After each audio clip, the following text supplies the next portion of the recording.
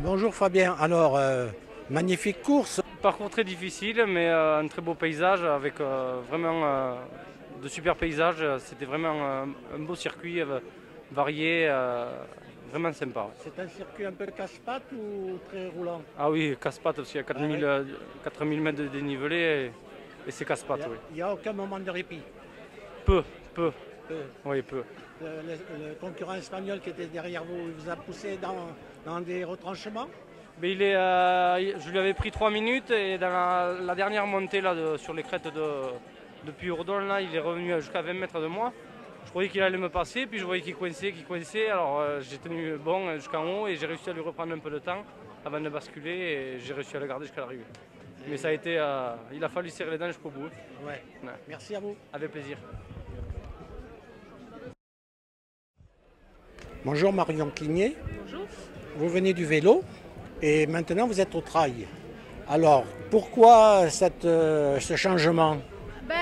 La course à pied, d'abord, ça a commencé il y a 2 ans avec une amie.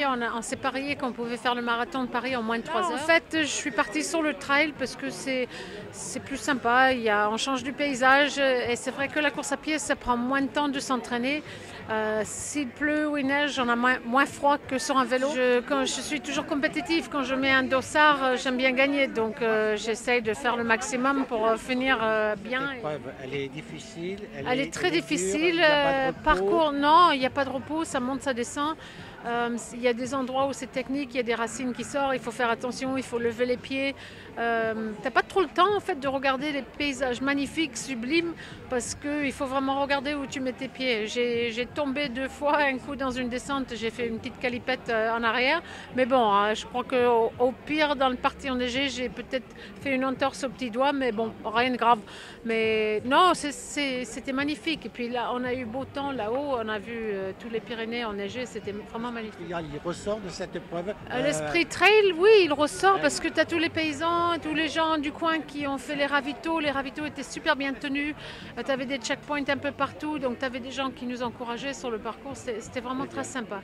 Votre prochaine course? Ma prochaine course, là j'ai un petit peu de repos et après je vais faire le trail de Vignemal, le trail de la Netto Trail à Luchon.